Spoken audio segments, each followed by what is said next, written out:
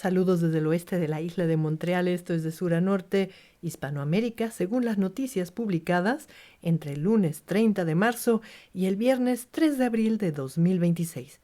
Comencemos con los países que limitan con el Atlántico Sur. El gobierno argentino obtuvo una victoria legal en la Corte de Apelaciones del Segundo Circuito de Nueva York.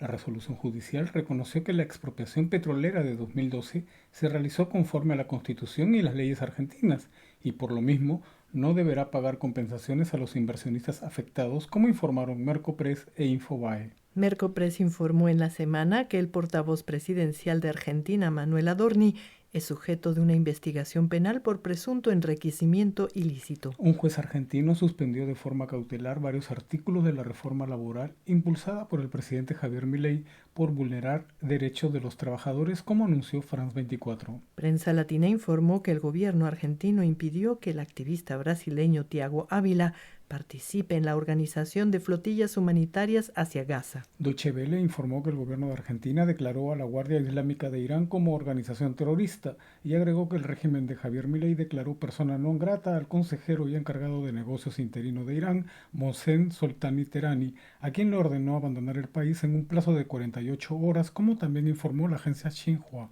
Xinhua igualmente informó que la tasa de pobreza argentina continúa a la baja y France 24 comentó que la casa natal de Diego Armando Maradona acoge ahora un comedor solidario para los más necesitados. Finalmente, Mercopress informó que el presidente argentino Javier Milei reafirmó el reclamo de soberanía sobre las Islas Malvinas y anunció que destinará el 10% de los ingresos provenientes de privatizaciones a la compra de armamento y equipamiento para las Fuerzas Armadas. En Uruguay, un fondo del Mercosur realizó un primer desembolso superior al $1.000.000 para la rehabilitación de 2 tramos de una conexión vial con la frontera brasileña, como informó la agencia Xinhua. Mercopress y Xinhua anunciaron que el gobierno de Uruguay aumentó en 7% los precios de los combustibles como consecuencia de la guerra entre Estados Unidos e Israel contra Irán.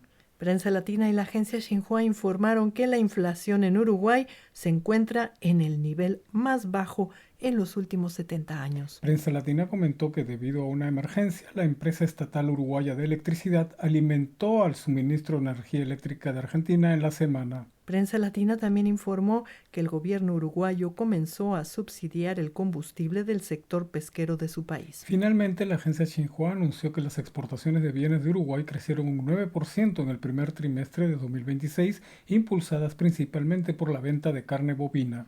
Ahora subamos por los países mediterráneos. En Paraguay, el presidente Santiago Peña promulgó la ley que aprueba el Acuerdo de Libre Comercio entre el Mercosur y la Unión Europea. En Bolivia, el mandatario Rodrigo Paz removió de su cargo al presidente de la compañía estatal petrolera, Youssef Akli, en medio de los problemas ocasionados por la calidad del combustible, y nombró a Claudia Cronenbold como la nueva titular de dicha institución, como informó Deutsche Welle.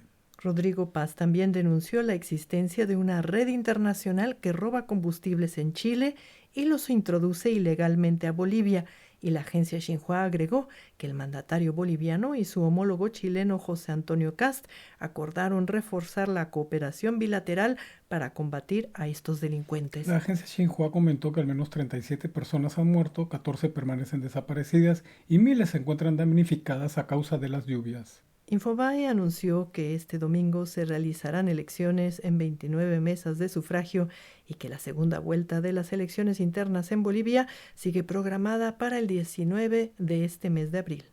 Infobae también informó sobre la polémica que rodea la elección de la gobernación de La Paz, donde el candidato René Tahuasi acusa a su propio partido de haber suspendido su candidatura. Las cámaras empresariales de Bolivia rechazaron esta semana la propuesta de la Central Obrera Boliviana de un aumento salarial del 20%, como reportó Infobae. Esta semana el gobierno de Bolivia y la Agencia Antinarcóticos de Estados Unidos, la DEA, reanudaron sus trabajos de coordinación e intercambio de información después de 18 años, como anunció la agencia Xinhua. Xinhua también informó que el Senado de Bolivia eliminó el impuesto a las transacciones financieras y que el gobierno abrió la participación en el mercado eléctrico a sectores privados. Finalmente, Xinhua anunció que Bolivia y Chile avanzan en la implementación de una política de cielos abiertos para ampliar la conectividad aérea. Ahora recorramos la costa del Pacífico. En Chile, el gobierno de José Antonio Kast suspendió la regularización de migrantes promovida por el gobierno de su antecesor, Gabriel Boric, y que beneficiaba a más de 180.000 personas, como informó Mercopress. Mercopress, Xinhua y France 24 comentaron las molestias que ha causado en la ciudadanía el alza histórica de los combustibles que finalizó en la primera protesta callejera del gobierno de José Antonio Kast. Prensa Latina resaltó que el querosene en Chile muestra un fuerte descenso en su precio gracias a una intervención del Senado y explicó que este combustible es muy utilizado para la calefacción durante el invierno austral. Prensa Latina informó que la producción de cobre sigue cayendo en Chile, según datos del Instituto Nacional de Estadísticas. France 24 resaltó la aparente contradicción de la administración de José Antonio Kast, que propone disminuir el presupuesto destinado a la cartera de seguridad cuando centró su campaña electoral en el combate a la delincuencia. La Comisión Chilena de Derechos Humanos exige al gobierno continuar y fortalecer el Plan Nacional de Búsqueda de los Detenidos Desaparecidos durante la dictadura de Pinochet, como informó Prensa Latina. Chile ahora es miembro asociado del Centro Europeo para la Investigación Nuclear. El canciller Francisco Pérez Mackenna celebró las posibilidades para ampliar la participación chilena en proyectos científicos y tecnológicos de alto impacto, como anunció Prensa Latina. Prensa Latina también comentó que el Senado chileno estudia medidas para enfrentar la violencia escolar y el defensor de la niñez, Anuar Quesille, propone programas integrales con la participación de niños, niñas y adolescentes en la construcción de soluciones. Y el gobierno de Chile anunció un subsidio al empleo para las pequeñas y medianas empresas, enfocado en trabajadores que tengan ingresos cercanos al salario mínimo. En el Perú continúa la jornada de debates presidenciales y Deutsche Welle comentó los enfrentamientos entre los distintos candidatos, donde el candidato izquierdista Roberto Sánchez, cuarto en las preferencias, llamó Supaipa Guagua, hijos del diablo en quechua, a los candidatos derechistas Keiko Fujimori y Rafael López Aliaga. Prensa Latina informó en la semana que hay 5 candidatos que luchan por los primeros lugares y el 47% de electores aún no deciden su voto, y medios como CNN realizaron una larga descripción de quienes buscan el sillón presidencial peruano. El Jurado Nacional de Elecciones de Perú anunció que rechaza de manera categórica toda expresión que suponga amenaza, intimidación o deslegitimación de los organismos electorales y de sus autoridades, luego que el candidato Rafael López Aliaga realizara amenazas públicas, como informó Prensa Latina. Finalmente, la agencia Xinhua informó que la inflación en Perú alcanzó el 2,87% en el primer trimestre del año. Y un sismo de magnitud 5,9 en la escala de Richter hizo vibrar a la región de San Martín, en el norte de Perú, sin que se hayan reportado daños personales o materiales, según informó la agencia Xinhua.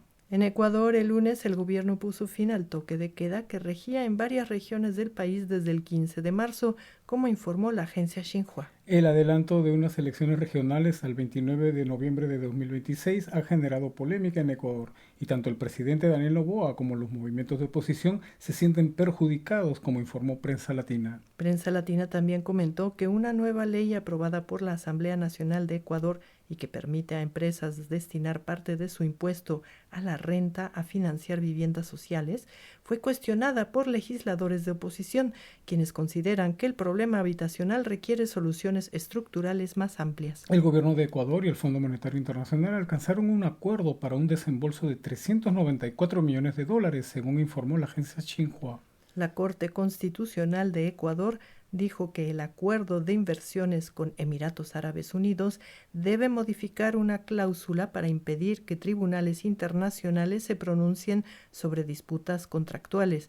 Y Prensa Latina recordó que este acuerdo además debe ser aprobado por la Asamblea Nacional. 57.000 efectivos de la policía ecuatoriana supervisarán la seguridad durante la Semana Santa, y varios medios reportaron que el presidente Daniel Noboa decretó otro estado de excepción por grave conmoción interna en 9 provincias y 4 cantones del país. Una audiencia para analizar el pedido de habeas corpus del ex vicepresidente ecuatoriano Jorge Glass quedó suspendida, y la defensa del exmandatario sostuvo que no se le permitió participar en la audiencia, como explicó Prensa Latina. Finalmente, el presidente de Ecuador, Daniel Noboa, afirmó que su gobierno ha recuperado el control del territorio nacional, según informó la agencia Xinhua.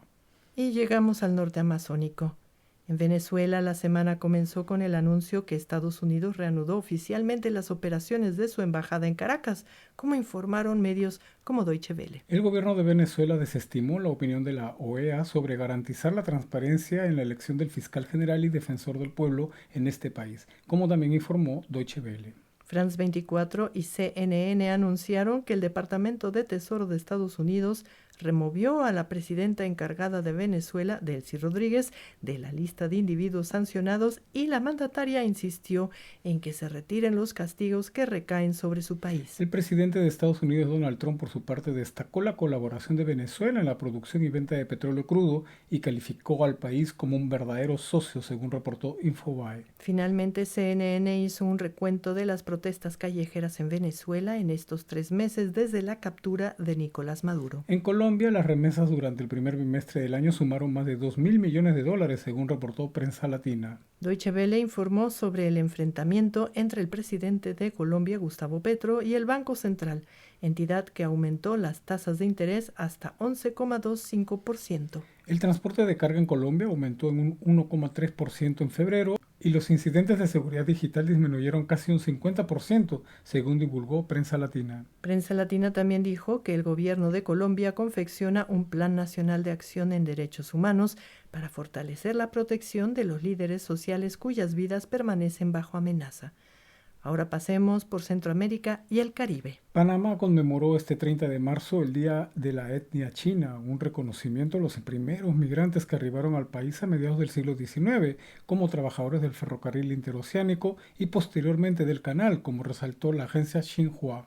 Prensa Latina comentó que continuaron las protestas contra los ejercicios Mares del Sur 2026 con participación de navíos militares de Estados Unidos. Y a pesar de mostrar un crecimiento de 4,4% en 2025, la economía panameña presenta brechas como una fisura estructural entre el crecimiento y el bienestar social, según indicó Prensa Latina. Prensa Latina informó que China acusó a Estados Unidos de difundir mentiras después de que Washington acusara a Pekín de retener barcos bajo bandera panameña en sus puertos. Y Deutsche Welle citó a Mao Ning, portavoz del Ministerio de Relaciones Exteriores chino, quien se preguntó: ¿quién está socavando abiertamente la neutralidad del Canal de Panamá y dañando la estabilidad de las cadenas industriales y de suministro globales mediante el acoso y la coerción unilateral?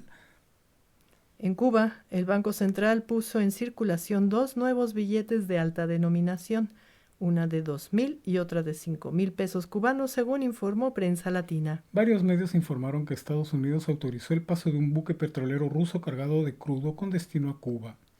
Deutsche Welle explicó que el tanquero ruso Anatoly Kolotkin, sujeto a sanciones estadounidenses, atracó el martes en el puerto de Matanzas con 730.000 barriles de crudo. El gobierno cubano anunció la liberación anticipada de 2.010 presos políticos, como informaron Deutsche Welle, France 24 e Infobae, entre otros medios. Deutsche Welle y Xinhua informaron que un equipo técnico del FBI llegó a Cuba para iniciar una investigación sobre los 10 exiliados cubanos acusados de provocar un tiroteo con la patrulla fronteriza de la isla. Finalmente, el gobierno de Cuba anunció una norma que permite la creación de sociedades mixtas entre empresas estatales y actores privados como parte de las medidas orientadas a dinamizar la economía de la isla, según informó la agencia Xinhua.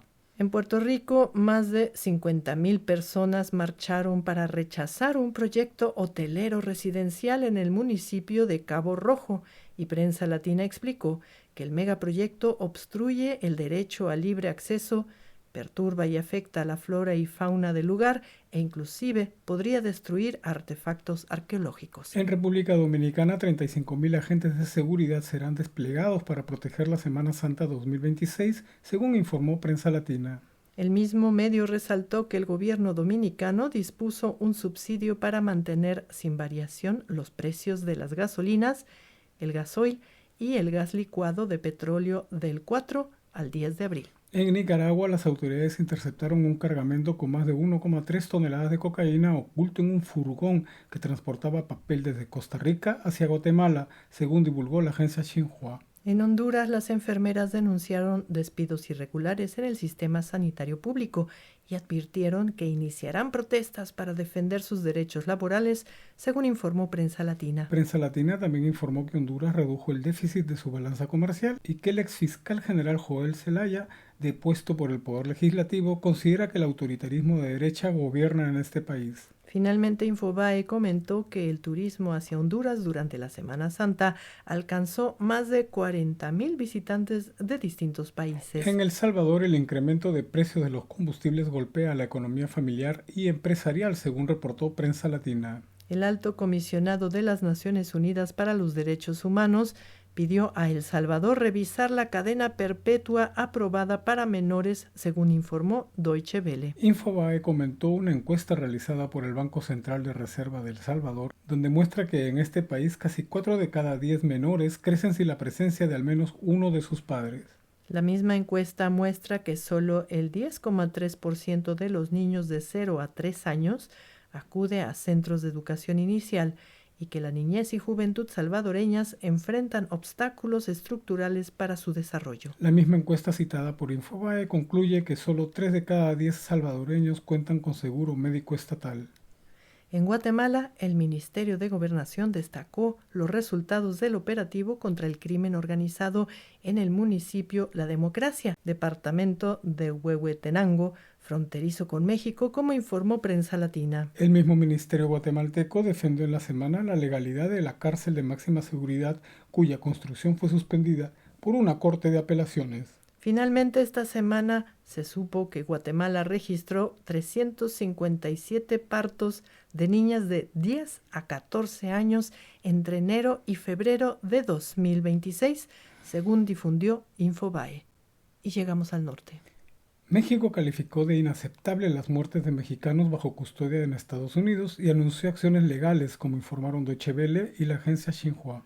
La presidenta de México, Claudia Sheinbaum, afirmó que trabaja con autoridades cubanas para reactivar el suministro de petróleo a la isla, como informó Deutsche Welle. México busca desarrollar su sector cárnico y farmacéutico en el marco del Acuerdo de Libre Comercio para América del Norte, y la mandataria mexicana anunció que su gobierno trabaja de manera coordinada con Estados Unidos para contener el brote del gusano barrenador, como reportó Xinhua.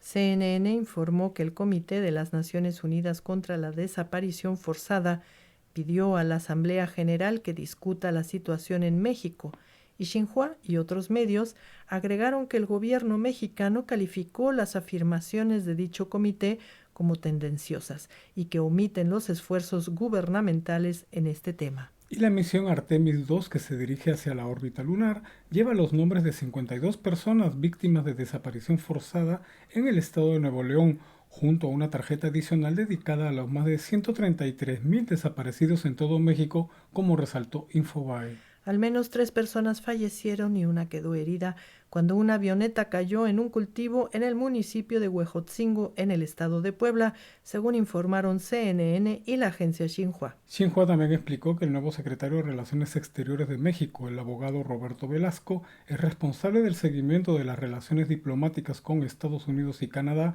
desde junio de 2020.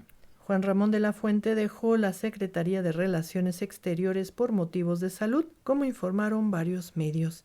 Y finalizamos con el dato de la semana. Brasil está a un paso de iniciar la producción de imanes de alta potencia utilizando tierras raras extraídas en el país, como informó la agencia Xinhua. Bueno, amigas y amigos, esto fue de sur a norte. Desde la isla de Montreal les deseamos una hermosa Semana Santa, felices Pascuas y nos despedimos. Hasta la próxima.